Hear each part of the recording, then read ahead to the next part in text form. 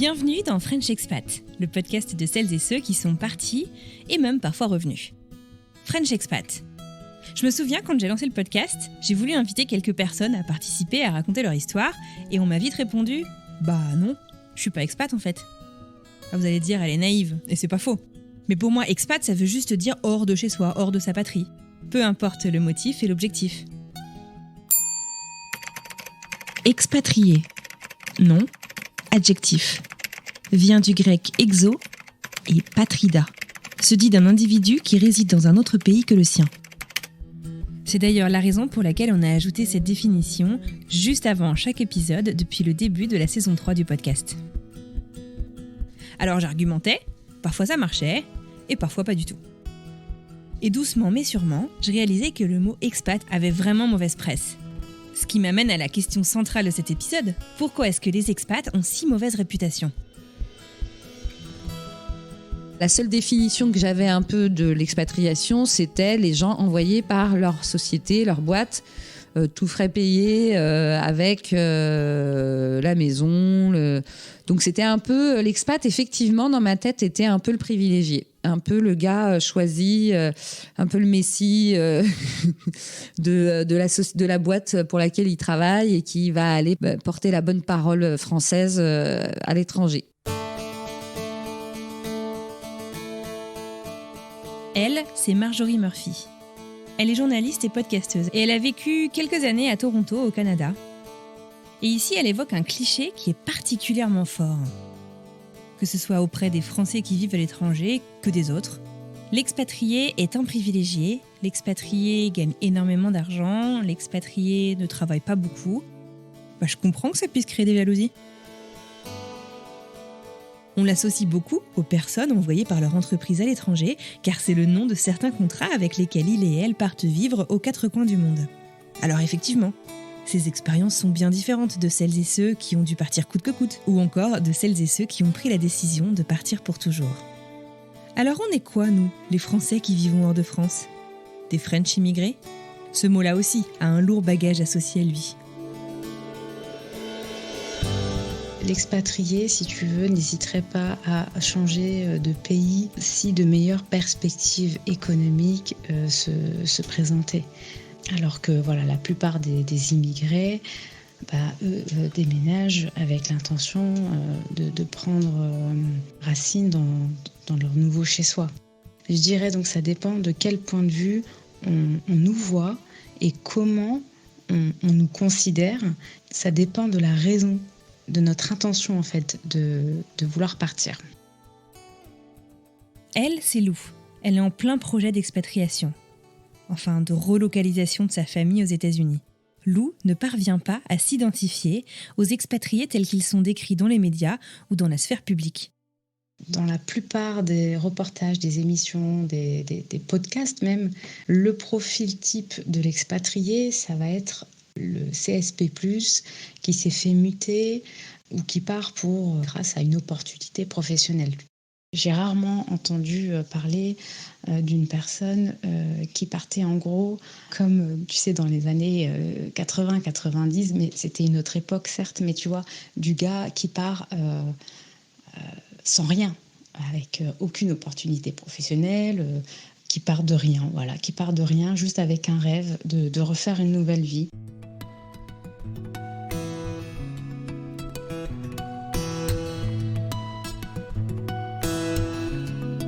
Pourquoi y a-t-il autant de mots, de définitions, alors qu'au final on vit tous, dans des mesures différentes certes, le fait d'avoir quitté notre pays ? Oui, certains y sont contraints, d'autres le font de leur plein gré. Mais est-ce là la différence fondamentale ? Nicolas, lui, se qualifie d'ex-étranger dans un pays d'accueil.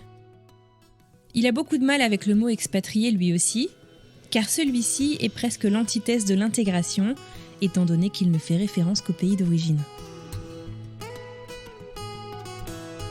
J'ai rencontré des gens qui se définissaient comme expatriés et ils correspondaient assez bien à l'image que je m'étais faite. Et souvent, c'était des gens dont, le plus souvent les pères, travaillaient en France dans une société française et avaient été mutés dans la filiale de la société à l'étranger.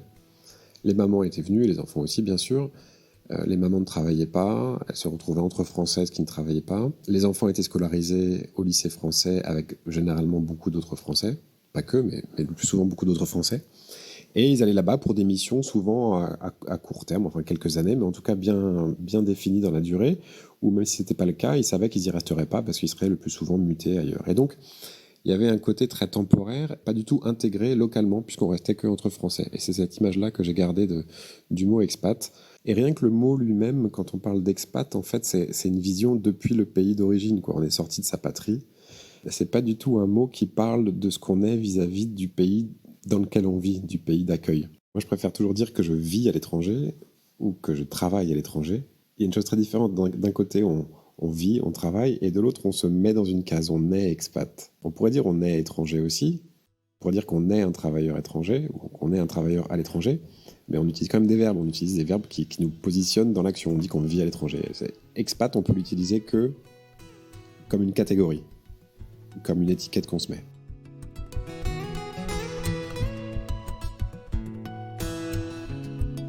Je vous propose d'écouter quelques perspectives de Leïla, rédactrice en chef de French Morning à Londres. Elle-même, fille d'immigrés, elle est née et a grandi en France et a fait le choix de vivre en Angleterre. Elle ne se considère absolument pas comme expatriée. L'immigration, pour moi, ça a été... le mot, il a été défini très clairement parce que mes parents sont arrivés du Maroc en France. Donc, ma base de la définition de l'immigration, c'est quelqu'un qui arrive d'un pays dans un autre et qui vient pour travailler, etc. C'est pour ça que quand moi, j'estime que j'ai fait le choix de venir à Londres, c'est aussi de l'immigration, en fait. C'est vraiment, j'ai choisi de quitter volontairement, pour le coup, moi, mon pays, pour aller vers un autre pays. Donc pour moi, c'est pas un problème de dire que je suis immigrée. Je trouve qu'en fait, l'expatriation, c'est vraiment un mot qu'on a... Moi, cette impression que j'ai, c'est qu'on a inventé ce mot pour les pays riches, en fait, tu vois, pour les personnes des pays riches. C'est-à-dire que tous les gens qui viendraient d'un pays un peu ce qu'on appelait pendant des années les pays du tiers-monde, les pays sous-développés, etc., ça, c'était des immigrés, en fait. Et que nous, habitants de pays comme les États-Unis, la France, l'Europe d'une manière générale, nous sommes des expatriés. Et pour moi, en fait, expatrié, immigré, c'est juste une question de sémantique. Au final, pour moi, ça veut dire la même chose. Après, je sais que plus techniquement, l'expatriation, c'est quand, on l'a un peu redéfini au fil des années, de ces personnes qui sont envoyées dans un autre pays par une entreprise, par un organisme. Mais moi, techniquement, je suis une immigrée parce que j'ai fait ce choix de traverser la Manche et de venir vivre ici pour avoir un meilleur avenir professionnel, des meilleures opportunités professionnelles. Donc pour moi, c'est ça l'immigration, en fait. J'ai discuté avec Milka, une Française basée à Seattle aux États-Unis. Elle aussi fille d'immigrés, le mot même d'expatrié la rend furieuse. Elle va même jusqu'à faire référence à des castes. Je me sens comme une immigrée aux États-Unis, ça c'est sûr. Française de l'étranger, oui. Je pense que j'ai recherché assez rapidement, contrairement à ce que j'avais pu imaginer de moi, j'ai recherché assez rapidement la communauté française. Par exemple, j'ai inscrit mon fils à des écoles françaises, donc déjà c'était parce que j'avais un lien fort avec la France, avec la langue, avec la culture française, et j'avais envie qu'il puisse vivre ça aussi. Et puis aussi faire des rencontres avec d'autres Français. Après, pas que, puisqu'on est un couple mixte, donc c'est peut-être aussi plus facile pour moi de rencontrer aussi via le travail ou d'autres activités des Américains et d'autres nationalités ici. Par contre, je ne me considère pas comme une expatriée, ça c'est sûr. Premièrement parce qu'on n'a pas de contrat d'expat. Pour moi, quand une entreprise demandait à quelqu'un de s'expatrier, c'est-à-dire d'aller travailler à l'étranger, il avait un contrat d'expatriation, c'était très précis. Voilà, la plupart des Français qui sont ici, la plupart, après c'est un peu présomptueux de ma part de dire ça, mais en tout cas, beaucoup de ceux que j'ai rencontrés ne sont pas des expats en fait, ce sont juste des immigrés économiques, c'est-à-dire des gens qui sont partis de leur pays, pour avoir des opportunités économiques ici ou d'autres opportunités d'ailleurs. Et donc c'est intéressant, je trouve, l'usage qui est fait de ce mot expat et pas du mot immigré. Quand tu as posé la question, ça m'a interpellée immédiatement parce que c'est vraiment quelque chose qui me fait tristement sourire, en fait, parce que quelque part, il y a les immigrés d'un côté, qu'on peut considérer comme une forme de basse caste, et puis les expatriés qui seraient la caste du dessus. Et moi, ça me dérange fondamentalement. Et c'est le mot expat que j'utilise aussi, puisque du coup, c'est devenu une forme de... Voilà, tout le monde l'utilise, du coup, on l'utilise. Je vais pas faire des polémiques à chaque fois sur ce mot. Mais ce mot expat, c'est vrai que moi, j'ai énormément de mal avec. Voilà, du fait de mon histoire, du fait aussi de l'étymologie de mot, en tout cas de ce qui signifie, peut-être pas de l'étymologie, mais en tout cas de ce qui l'a pu signifier à un moment donné quand on avait des contrats d'expatriation, ce qui, me semble-t-il, est de moins en moins le cas. Pour moi, c'est bien un reflet de ce qui se passe, c'est un reflet un peu de la société actuelle et puis de cette division un peu... entre des gens qui ont, comme nous, qui avons la chance de voyager, qui ont fait des études, qui parlent plusieurs langues et qui donc sommes des citoyens du monde, et puis ceux qui sont des citoyens du monde, mais de façon un peu plus forcée que nous. Moi, je me sens française, je suis née en France, je pense que je suis ce que je suis grâce à ma famille et aussi en partie grâce à l'école française, à l'école de la République française. Et donc, c'est quelque chose qui me tient très à cœur. Et malgré tout, on a parlé d'autres langues chez moi. J'ai mangé les plats de la culture de mes parents. Donc, en fait, c'était un beau mélange. C'est ces différentes strates et ces différentes couches d'identité qui me forment, en fait, et qui font toute partie de moi. Les Balkans, l'Orient et l'Occident, un peu, quoi. Et je pense que c'est aussi vrai pour mon mari. Lui, il a rajouté la couche française, et il est francophile, et il est resté 16 ans en France. Donc, il se sent aussi, quelque part, très français. Il parle extrêmement bien français, il adore la littérature française. Donc, je pense qu'en effet, de ces couches un peu successives qui nous forgent, qu'on n'a pas forcément en choisir une, ou qu'on peut en choisir une d'ailleurs. Et donc, pour revenir à ces questions sur le débat de l'assimilation, quand on voit qu'en fait, quand des populations immigrées, on va dire pas forcément celles qui sont les mieux loties, essayent de faire leurs fêtes, de célébrer leurs traditions, leur culture, leur langue. C'est pas très bien perçu par une partie de la population. C'est perçu comme si ces personnes immigrées ne s'assimilaient pas bien. Voilà. Or, ici, j'étais très surprise de constater, et je commence donc par moi-même, c'est que moi, je suis très contente de rencontrer d'autres Français, de participer à des événements culturels français, le 14 juillet, etc. Bon, même si là, avec la Covid, c'était un peu plus compliqué, mais de célébrer la culture française. Mon fils à l'école française, et en fait, je connais même des Français qui ne parlent pas non plus super bien l'anglais, qui restent entre Français, et pour autant, je vois pas le même regard sur cette question de l'assimilation. Alors, on est aussi aux États-Unis, donc c'est peut-être différent, mais je peux prendre l'exemple des Américains en France. Donc voilà, cette question en fait de l'expatriation, de l'immigration, et puis de comment on s'assimile en tant qu'étranger dans un autre pays, je trouve qu'elle s'applique à géométrie variable en fonction du pays déjà duquel on émigre, et en plus finalement de la classe sociale à laquelle on fait partie.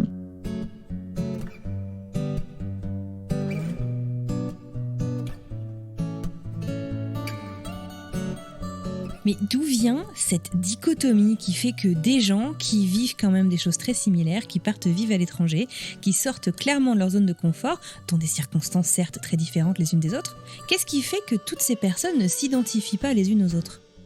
J'ai l'impression qu'il y a un autre double standard ici.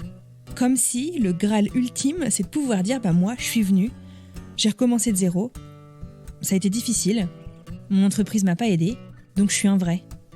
Un vrai quoi ? Et à partir de quel moment est-ce que c'est honteux d'accepter de l'aide ? Moi perso, j'en ai pas eu, mais j'aurais pas craché dessus si j'en avais eu. J'aurais peut-être pu gagner du temps. À partir de quel moment est-ce qu'un contrat d'expatriation est quasiment devenu une insulte ? Est-ce que tous les expats sont des nantis qui ne s'intègrent pas ? Bien évidemment que non. Alors pourquoi est-ce que le mot expatrié fait systématiquement référence dans l'imaginaire collectif à ce contrat qui fait fantasmer tant de monde ? Je suis allée éplucher les 296 pages du rapport d'Anne Jeantet, députée de la 11e circonscription des Français établis hors de France sur la mobilité internationale des Français.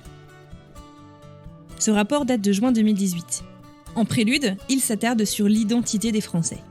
Selon ce rapport, le ministère des Affaires étrangères estime en 2018 à 2,5 millions le nombre de Français vivant à l'étranger, tandis que selon l'INSEE, ce chiffre serait estimé entre 3,3 et 3,5 millions.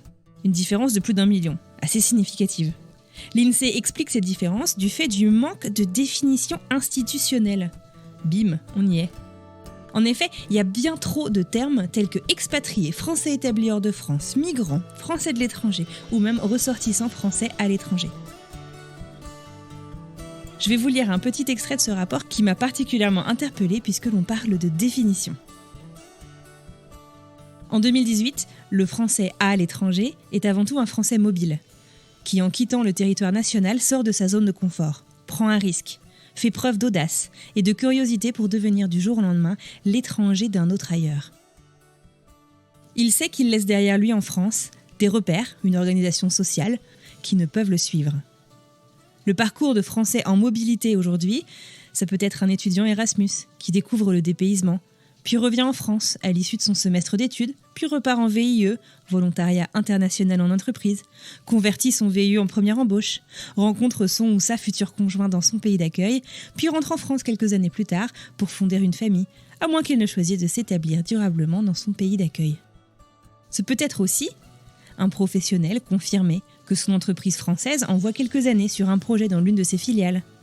Ce peut être un jeune retraité qui s'en va vivre dans un pays où le pouvoir d'achat est plus faible et où sa pension de retraite modeste lui permettra une meilleure qualité de vie. Ce peut être un couple qui se trouve à l'étranger depuis 30 ans et qui a placé toutes ses économies dans une maison en France, l'ont mise en location en attendant de pouvoir rentrer définitivement pour la retraite. Ce peut être cette jeune fille qui est née à l'étranger, a suivi toute sa scolarité dans un lycée français international et qui décide de poursuivre ses études supérieures en France. Ce peut être en France, un voisin, un cousin, un collègue et toute personne qui, dans notre époque empreinte de mobilité internationale, peut à tout moment recevoir une opportunité de départ.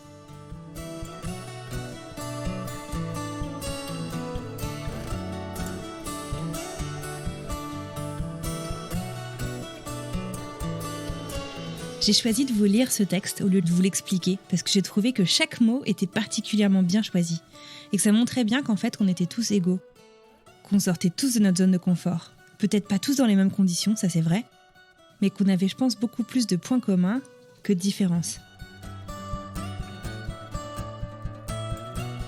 Bon, je vous parlais de ces fameux contrats d'expatriation tout à l'heure. Ces contrats qui font que l'on pense quasiment exclusivement qu'à ce type de mobilité quand on entend le terme expat. Eh bien, toujours selon ce rapport, sachez que ce statut est en net déclin, puisque seuls 8% des personnes recensées en sont titulaires. La fin d'un mythe, non ? Et encore, ces chiffres datent de 2018, il y a 3 ans. Et au cours de mes conversations avec plusieurs DRH français et américains, j'ai appris que les entreprises cherchent à limiter au maximum et de plus en plus ce type de contrat qui leur coûte une fortune. Les contrats d'expatriation ne représentent plus qu'une toute petite minorité de ressortissants français de l'étranger. J'ai posé quelques questions à Christelle, anciennement responsable mobilité internationale pour un grand groupe français en Inde. Tout d'abord, pourquoi est-ce que les entreprises envoient encore autant de monde vivre à l'étranger ?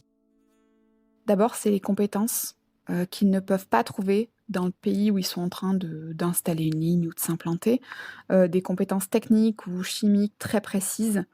La deuxième, c'est la formation, c'est-à-dire que importer des compétences, c'est bien, les donner aux gens sur place, c'est encore mieux. Donc, tu as cet aspect-là, c'est-à-dire qu'il y a un expat qui vient apprendre aux employés locaux comment faire, comment mettre en place ce nouveau procédé. Ça peut être aussi la formation à l'étranger directement. Comme moi, mes expatriés indiens, ils allaient se former. Ils partaient en Europe, aux US, en tant qu'expat, pour se former sur des procédés qu'après, ils retrouveraient une fois rapatriés dans leur pays d'origine, ou ça peut être un mix des deux. Et la troisième, c'est une question de vision d'entreprise, en fait. Ces contrats d'expat, c'est quand même plus souvent dans des grosses boîtes qui ont des usines partout dans le monde, et tu as un siège quelque part en Europe, aux US, où tu veux.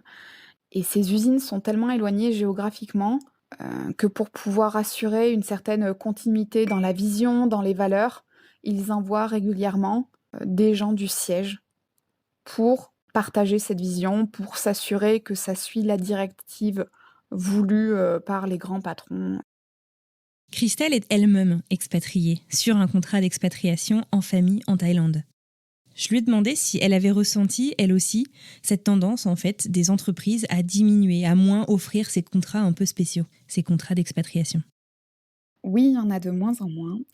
Déjà parce que c'est des contrats qui sont hyper coûteux. Pas forcément par rapport à l'image un peu rêvée de l'expat au salaire mirobolant. Il y en a sans doute, hein, je ne dis pas que ça n'existe pas. Mais en fait, ce qui coûte le plus cher aux entreprises, c'est les packages, en fait. Parce que tu n'expatries pas seulement une personne, tu expatries sa famille. Donc, tu vas avoir le coût de l'école, tu vas avoir les assurances internationales, tout ce qui est santé, les avantages des fois pour le conjoint suiveur qui a quitté son travail en France et qui ne le retrouvera pas au retour, parce qu'on parle quand même de contrats sur des courtes durées.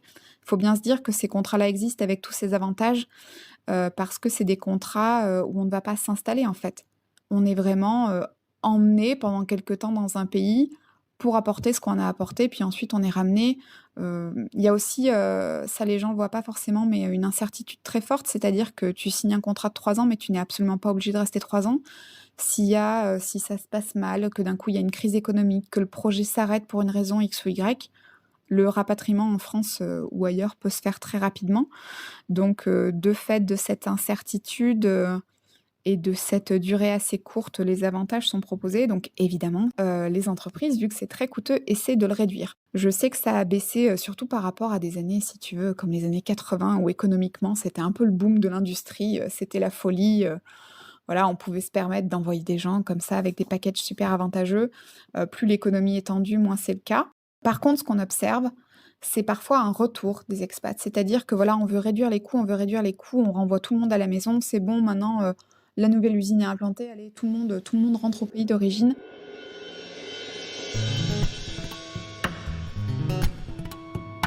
J'ai discuté avec Lauriane Chanel qui travaille dans les ressources humaines et notamment dans le domaine de la mobilité internationale. Elle m'expliquait qu'en fait, il y a 2 cas de figure. La mobilité peut être une demande de l'entreprise, on en a parlé, là c'est plutôt des postes de direction ou de management ou des postes avec une expertise précise que l'on souhaite exporter. C'est un petit peu ce qu'expliquait Christelle. Dans ce cas, on fait encore des contrats d'expatriation avec de nombreux avantages. Et dans ces cas précis, les entreprises ont tendance à être plutôt généreuses. Soit c'est un souhait du salarié qui est en phase avec le développement de l'entreprise et qui est donc accepté. Cela permet aussi de fidéliser le salarié et aussi de pouvoir attirer des talents, ce qui est très bon pour la marque employeur. Dans ce cas-là, on va partir sur des contrats locaux ou local plus. Un contrat local plus, ce qu'elle me disait, c'est que c'est quand le salarié a un contrat local mais avec quelques avantages comme une contribution ou carrément une prise en charge du logement, de l'école des enfants, du déménagement, etc., etc. Le vendredi 13 mars 2015, il y a un peu plus de 6 ans, une tribune est sortie dans le Guardian, un journal anglais, et a fait pas mal de bruit. Le titre, c'est « Why are white people expats when the rest of us are immigrants ?» Pourquoi est-ce que les personnes blanches sont des expatriés alors que le reste d'entre nous sommes des immigrants ? Et c'est écrit par Maouna Remarqué-Koutonine. Cette courte tribune a défrayé la chronique et a été reprise dans les journaux du monde entier. Dans celle-ci, l'auteur s'interroge. Est-ce que toute personne qui part travailler à l'étranger, hors de son pays d'origine donc, est un expatrié ? Il explique que non. Le terme d'expatrié ne s'applique a priori qu'aux personnes blanches. Il évoque une sorte de hiérarchie des mots qui place les populations blanches au-dessus du lot, et que le mot expat en est donc un parfait exemple. En effet, selon son expérience et ses recherches, l'auteur de cet article explique que si les blancs occidentaux sont des expats, les Africains, les Arabes et les Asiatiques en tête sont des immigrants. Et pour preuve, il cite un article du très sérieux Wall Street Journal, Who is an expat anyway, qui concluait en 2014 que les différences de termes semblent venir de la classe sociale, du pays d'origine et du statut économique. Je cite « Anyone with roots in a Western country is considered an expat ». N'importe qui avec des racines dans un pays occidental est considéré expat. Filipino domestic helpers are just guests, even if they've been here for decades. tandis que les domestiques philippins sont considérés comme des invités, même s'ils sont là depuis plusieurs décennies. It's a double standard woven into official policy. Il s'agit d'un double standard complètement intégré dans la politique officielle. Mawune Remarque Koutonine, l'auteur de cette tribune, demande à ce que tous s'appellent immigrants et à ce que l'on ne suive pas ou plus ce double standard raciste. Quelques semaines après, un édito de l'Express nuance ce propos et précise que tout est question de perspective. En effet, je cite, « La différence entre expatriés, émigrés et immigrés est la même qu'entre importés et exportés. Une personne qui quitte son pays natal, A, pour un autre pays B, est un expatrié émigré pour le pays A et un immigré pour le pays B. Conclusion, il est donc normal pour un Français de qualifier un étranger qui travaille en France d'immigré et de qualifier un Français qui travaille à l'étranger d'expatrié émigré.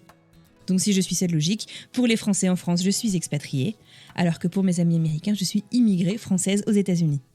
Il y a 3 ans, la journaliste ex-expat, Marjorie Murphy, que vous avez entendu au début de cet épisode, créatrice du podcast du même nom, avait réalisé un hors-série dans les coulisses de son podcast.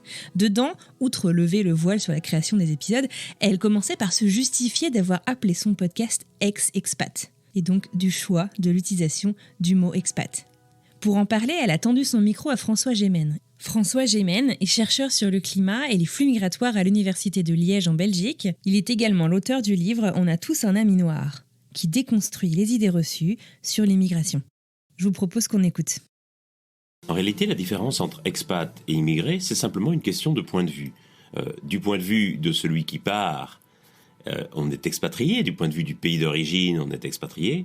Tandis que du point de vue du pays d'accueil, on est immigré, simplement. Ex et in, le préfixe se rapporte au pays de départ ou au pays d'origine. Et donc, quelque part, tous les migrants sont les expatriés d'un pays et les immigrés d'un autre pays.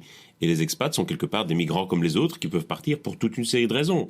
Soit parce qu'effectivement, leur boîte leur envoie prendre un job à l'étranger, soit parce qu'ils ont envie de découvrir un autre pays, qu'ils pensent qu'ils réussiront mieux dans un autre pays, qu'ils ont des attaches familiales dans un autre pays, qu'ils veulent y poursuivre des études. Il y a une infinité de raisons pour lesquelles on peut vouloir s'expatrier, et dans le pays où on arrive, on est un immigré. Les migrants qui arrivent en Europe ces années-ci sont des expatriés par rapport à leur pays d'origine et partent au fond pour des raisons qui ne sont pas tellement différentes des raisons pour lesquelles les Français ou les Européens partent à l'étranger. D'ailleurs, pourquoi on a tourné vers migrants là pour les gens qui sont dans nos têtes en train de nous envahir? En fait, migrant, c'est le terme générique qui est employé effectivement par les Nations Unies, qui désigne toute personne qui quitte son pays pour s'établir 1 an ou plus dans un autre pays. En deçà d'1 an, c'est considéré comme des touristes ou comme des visiteurs temporaires. Et donc, c'est le terme relativement générique. La difficulté et la raison pour laquelle ce terme a acquis une connotation tellement péjorative de nos jours, c'est parce que on a installé une sorte de dichotomie très stricte entre, d'un côté, les réfugiés politiques qui seraient persécutés, violentés dans leur pays d'origine et qui auraient droit à un régime de protection internationale, l'asile, et de l'autre côté, les migrants dits économiques qui viendraient dans l'espoir d'une vie meilleure pour fuir les conditions de vie dans leur pays et pour lesquels on considère qu'il faut les renvoyer dans leur pays d'origine. La réalité d'abord, c'est que la distinction entre les deux n'est pas aussi facile à faire. Exactement. Et que quelque part, tous les expatriés français sont des migrants économiques pour leur pays de destination. Et on oublie tout souvent qu'il y a à peu près 150 000 personnes qui quittent la France chaque année pour des raisons diverses, et des Français et des migrants. Il y a des connotations très fortes et des images très fortes qui sont associées aux deux termes. De la même manière, pour l'expat, on imagine toujours le cadre supérieur d'une multinationale ou le diplomate de l'ONU qui est envoyé ailleurs. Autant pour le migrant économique, on imagine effectivement des gens venus d'Afrique sur un bateau dans des conditions très périlleuses, alors que la réalité, même pour les migrants économiques, la plupart des migrants économiques qui arrivent en France, ils arrivent en avion par des voies parfaitement légales. Et bien entendu, une situation dramatique en Méditerranée qui fait qu'on y consacre notre attention, mais l'essentiel de l'immigration en France est une immigration parfaitement légale et parfaitement régulière. Et de la même manière, c'est vrai que l'expat a un peu cette image effectivement de privilégié, voire même qui va aller s'installer dans un grand luxe dans le pays étranger, parfois de façon un peu choquante quand on imagine des expats en Afrique qui vivent dans des luxueuses résidences. Il y a encore 50 ou 60 ans, le terme migrant avait une connotation améliorative. C'était un aventurier. Et donc les migrants étaient jadis considérés comme des aventuriers, comme des gens qui allaient chercher une vie meilleure plus loin. Génial. Ou de la même manière, ce qui est très frappant, c'est que dans les pays du Sud, on parle de migrants internes, c'est-à-dire de gens qui quittent leur région d'origine pour aller dans une autre région, généralement une zone urbaine, mais à l'intérieur de leur propre pays. En France, on ne parle jamais de migration interne, on dira simplement on déménage le week-end prochain.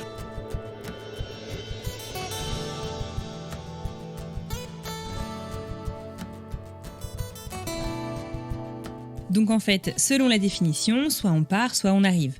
Et on migre si l'on part au moins 1 an quelque part. Au final, j'ai l'impression que l'image négative des expatriés de par le monde est héritée d'une ère et d'une génération qui ne sont pas vraiment les nôtres. Depuis 30 ans, la population des Français hors de France, mais aussi des expatriés dans le monde, s'est grandement diversifiée. Et les modèles familiaux et sociétaux qui vont avec également. Ce que je comprends aussi, c'est que toutes celles et ceux qui sont partis de chez eux, volontairement ou non, sont expatriés vis-à-vis de leur pays d'origine. En fait, on est tous expatriés, mais pas tous migrants. Et je suis convaincue qu'on a beaucoup plus de points communs que de différences. Une fois qu'on a le mot pour se qualifier, ou qualifier sa vie à l'étranger, que reste-t-il ? L'intégration ? L'assimilation ? Qu'est-ce qui fait qu'on se sent chez soi ? Est-ce une notion trop subjective pour en généraliser son appellation ? La semaine prochaine, je vous invite à la rencontre de Français établis aux 4 coins du monde, ainsi que de leurs enfants, qui nous raconteront qui ils sont, ainsi que la relation qu'ils entretiennent avec la France. Nous évoquerons aussi le retour qui unit bien des Français de l'étranger dans les difficultés que celui-ci peut représenter. Je remercie tous mes interlocuteurs et interlocutrices pour nos échanges et leur expertise. Et je vous remercie sincèrement d'avoir écouté cet épisode jusqu'au bout. Vous pouvez retrouver la bibliographie dont je vous ai parlé aujourd'hui dans la description de l'épisode. Excellente semaine et à mardi prochain.